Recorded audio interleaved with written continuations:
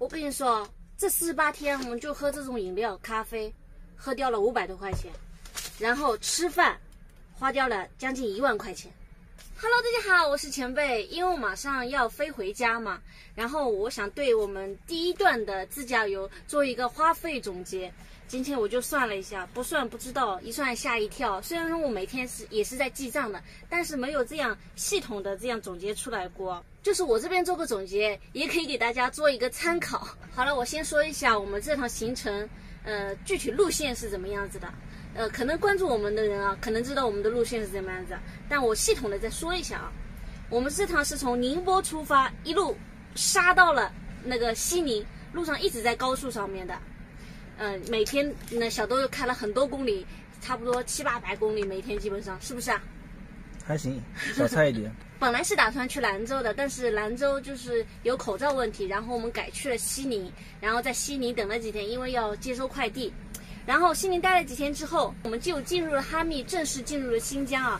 进入哈密之后，我们完了之后，我们去吐鲁番去了之后，我们本来是去乌鲁木齐的，乌鲁木齐实在难停车，然后我们没去，然后去了奎屯，然后去了克拉玛依，去了独山子。这个时候口罩问题就是有一点严重起来了。后来我们去了乌鲁木齐，那口罩问题就是更严重了，我们没办法，直接就出新疆了。出新疆我们就去了内蒙啊。一直就是在高速上大概待了8-9天吧，因为去行程卡啊，它大概是说是7天，但是按照我们自己的实际操作起来，大概要8天的。在内蒙我们下高速只下过一次，在额济纳旗那里，其他地方据说是不好下，额济纳旗还是给让下高速的，就待了1个晚上，然后第2天我们直接又上了高速，然后也是待在高速上面待了好几天，然后就去了阿拉善左旗，待了几天。又去了银川，就是我们现在这个地方。整个行程你看上去好像没走多少地方，我算了一下，差不多花了48天，开了9800多公里。主要这个大西北实在太大了，一个城市到一个城市，动不动就是几百公里这样子。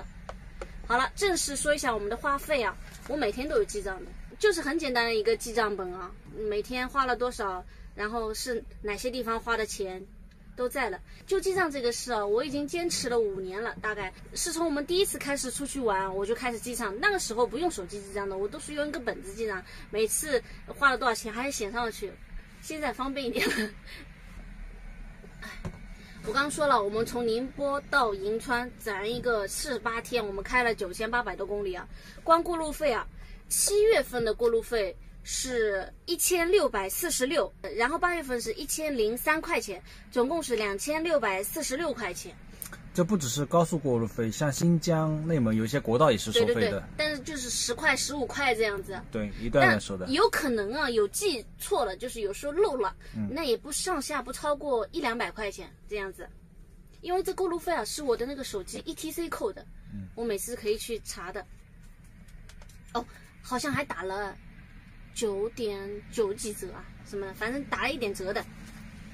你当时还说我过路费办的不好呢，还花钱办的过路费，那个 ETC。那人家都是免费办的呀，你是花钱办的呀。好，油钱是个大头，真的，现在油费这么贵啊，相比于之前出来玩，油费真的翻了，大概有1倍多。差不多吧。我记得我们2020年刚开这个房车出来玩的时候，油价是5块几就柴油，0号柴油是5块1、5块2，然后在新疆有些地方是5块钱，甚至4块9、4块8这样子。现在你看多少钱？最贵的时候加过9块多的。对，油费在7月份的时候花了4400多，因为7月份的时候从宁波到新疆啊，这路实在太长了，很多时候都在高速上，就确实花了很多油费啊。然后8月份是2432，总共是6832，你觉得合理吗？9800多公里，9800多公里，然后6800，肯定有少记的，6832，肯定有少记的。因为什么呢？因为我这个车100公里油耗大概是在10升，10升的话，按照现在均价，柴油我们这一路的均价来说，大概在8块到8块5之间吧。但再怎么也得8000多块钱啊！肯定有少记的。那上下能差这么多啊？对，这个主要是这个油费付钱啊，都是小豆在付的。对，他有时候不跟我说了，我有时候他家加油的时候我睡着了，他就不跟我说，就那个，然后到时候我们再复盘一下啊，这个。这个我打个疑问。而且我跟你说，有时候我是现金付的。啊，现在说住宿费了。7月份住了4次，差不多都是在吐鲁番、托克信那边。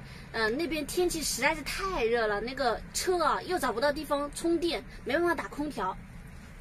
但是我们住的酒店都不是特别贵的，已经算是找便宜的那种住的。7月份住宿花了836， 8月份是住了一次，就是额济纳旗下高速住了1晚，160，其实159了，我算160，996，算它1000块钱吧。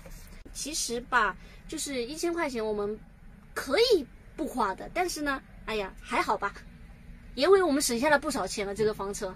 因为新疆前2个月那个住宿费这么贵，是不是？如果我们开的不是房车的话，我们就是普通轿车的话，必须每天住酒店的话，估计在新疆1个月至少花1万，而且是挑便宜的住，就是太旺了200块钱嘛。对，200块你那已经是像很冷门的城市才200块钱。我这样是48天嘛，200块钱，9600。他们很多像那种伊宁市区的都要快捷酒店都要700-800，想都不敢想。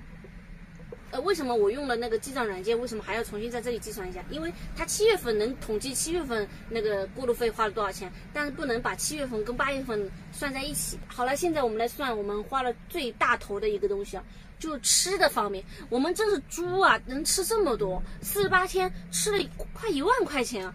我真的服了，加上喝的真的是1万多了。因为我每次记账的时候，餐厅跟超市、便利店就是分开两个类目记账的嘛。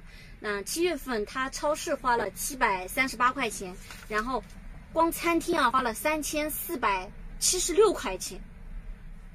我们是不是吃了很多地方？哦，在新疆我们找餐厅吃了很多，几乎自己没怎么做过饭。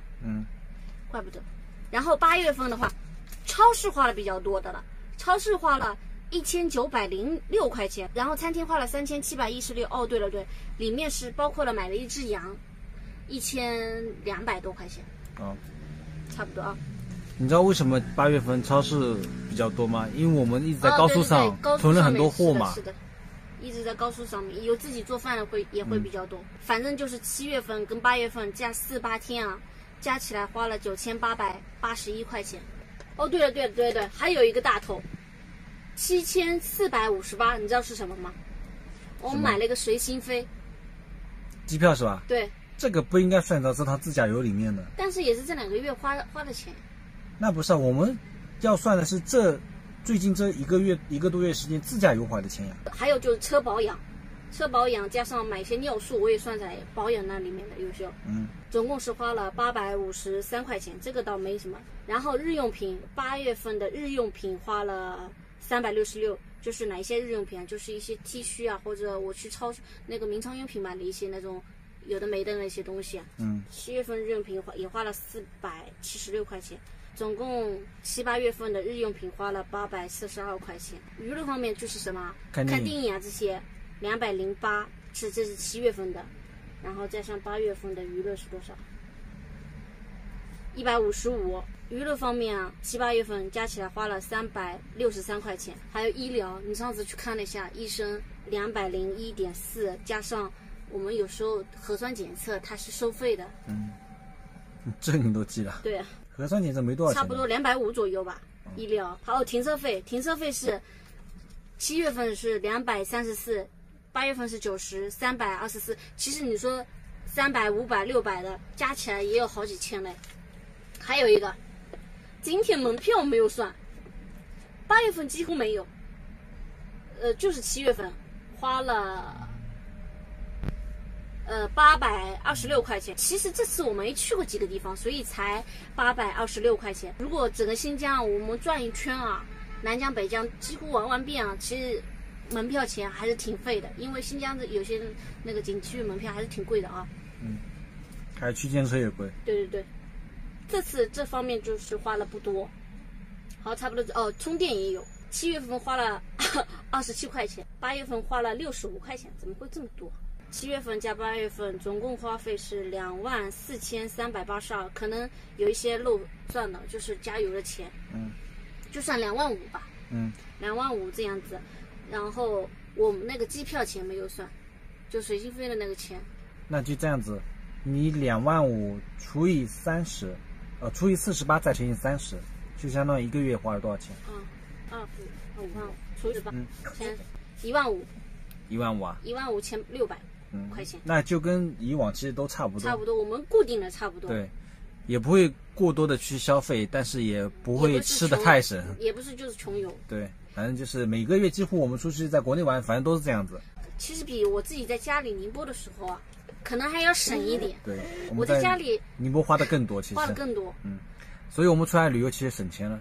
我觉得大部分人啊，出来玩肯定比我们要省一点的。那没有，人家住宿的呢。我说的房车啊。